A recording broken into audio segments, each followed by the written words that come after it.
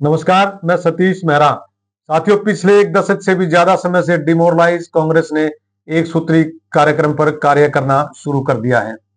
कांग्रेस का यह एक सूत्री कार्यक्रम है गुजरात मिशन। अब कांग्रेस पार्टी गुजरात के रास्ते देश जीतना चाहती है। गुजरात में पिछले लगभग 3 दशक से भारतीय जनता पार्टी की सरकार है।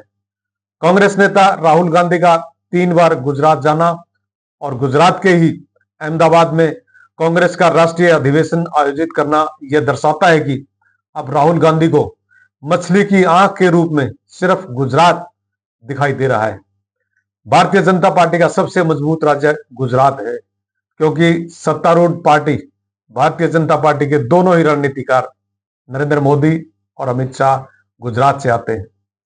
देश में जिस प्रकार से गुजरात मॉडल का प्रचार प्रसार किया गया और भारतीय जनता पार्टी ने सत्ता हासिल की थी, अब कांग्रेस पार्टी गुजरात मॉडल का असली चेहरा लोगों के सामने लेकर आएगी। राहुल गांधी कहते हैं कि गुजरात से नई कांग्रेस की शुरुआत होगी और इसके लिए नकली नेताओं को कांग्रेस पार्टी से बाहर निकाला जाएगा। कांग्रेस पार्टी नई कांग्रेस के साथ अगर गुजरात जीत लेती है तो फिर पूरे देश में उसके लिए मैदान खाली हो जाएगा। नेता प्रतिपक्ष राहुल गांधी इन दिनों अपनी ही पार्टी के नेताओं को लेकर काफी मुखर दिखाई दे रहे हैं। जहां एक बार फिर राहुल ने कांग्रेस नेताओं को आईना दिखाया है, वहीं राहुल अपनी ही पार्टी के नेताओं पर जमकर निशाना साध रहे हैं।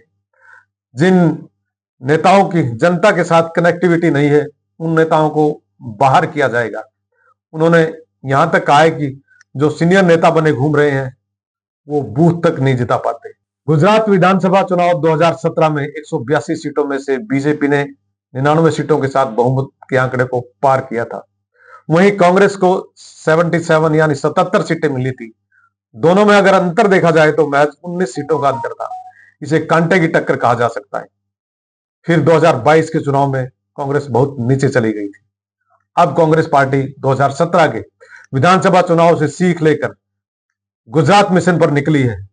इस प्रकार कार्यकर्ताओं को निर्देश दिए गए हैं कि 2027 में गुजरात जीते तो निश्चित रूप से देश जीतेंगे।